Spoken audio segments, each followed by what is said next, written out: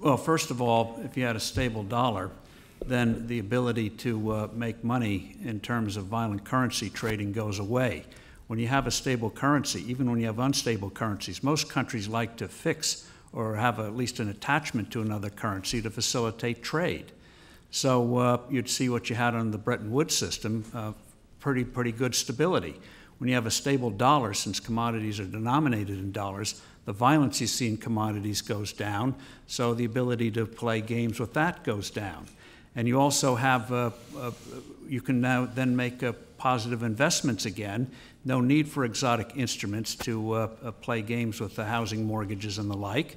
And I think you would see a smaller banking sector. One of the things that's happened since we've gone off gold is that finance as a percent of our GDP at one point had doubled.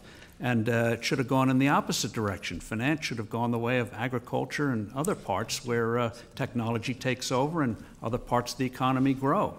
So bankers, don't worry, you'll have jobs tomorrow. Rick Mishkin would like to respond to that point. Not actually on this question, but I want to do a fact check because Steve Forbes said something that I have some data in front of me, actually by somebody they know very well. This is a paper that Anna Schwartz wrote, who's I think you would consider to be the leading monetary historian of this generation along with Milton Friedman.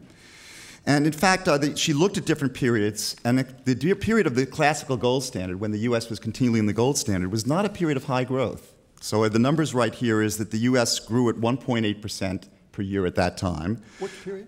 From 1881 to 1913. This is from a paper that Anna wrote with Mike Bordeaux called Monetary Policy Regimes and Economic Performance, the Historical Record. So it's very much on this topic.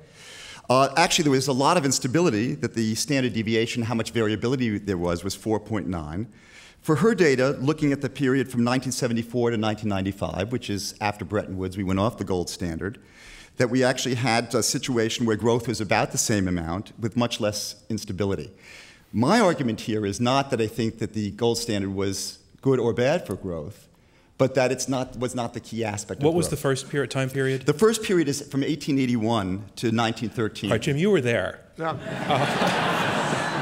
And also they wore bow ties then, too.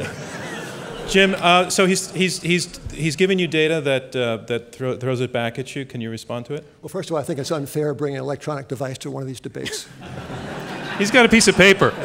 It's very analog. He came prepared.